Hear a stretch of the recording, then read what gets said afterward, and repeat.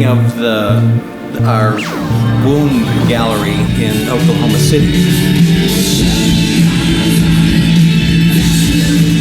We intended for it to not just be a gallery and not just a concert hall and not just a bar. We wanted to have these other sort of experiences. And one of the things that we thought it would be fun to emulate is this very strange Japanese game show.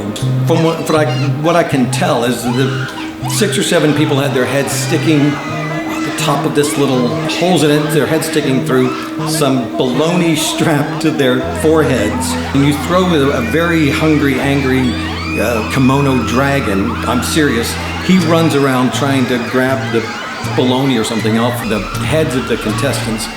So this idea started us building this chamber at the womb, not knowing exactly where it was going to go, but we liked this idea. So it started off as this little chamber, and it was, I think it's almost the way it is now. It's 8 or 9 feet in a circle.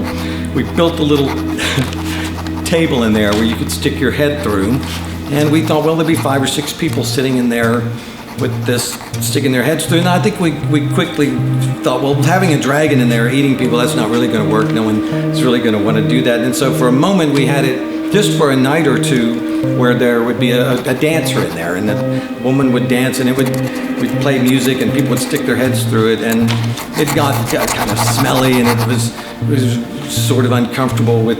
It works great. After that, it moved to a sort of thing where we started having where you would crawl in, with the crawling into it was something, and then we got to where you were just laying in there with a projector shooting down, and you would lay inside of it, and you'd watch these bizarre, really loud, freaky, 5-minute movies that we'd make. And before too long, we added the face to the thing that you were climbing in, and too long we added like the tongue, and you were still going in there and laying down.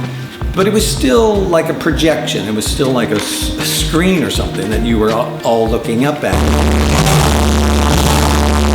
2014 or 2015, the Flaming Lips traveling show started to have these long strands of lights and videos that we would sort of place all around us in the middle of the stage. And I would sometimes be in the middle of some of these very long stretched out video tubes, and there's hundreds of them. And this sort of gave me the idea of maybe we could turn the King's Mouth into something where these video strands were sort of coming all around us. And so we began to work in that direction.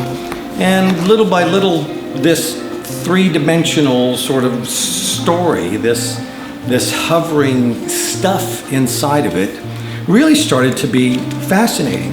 The very simplest things that we did allowed you to follow these little abstract characters through this 3-dimensional space. And we started to make the music that would be simple enough that a certain character could occupy a certain sound in the music.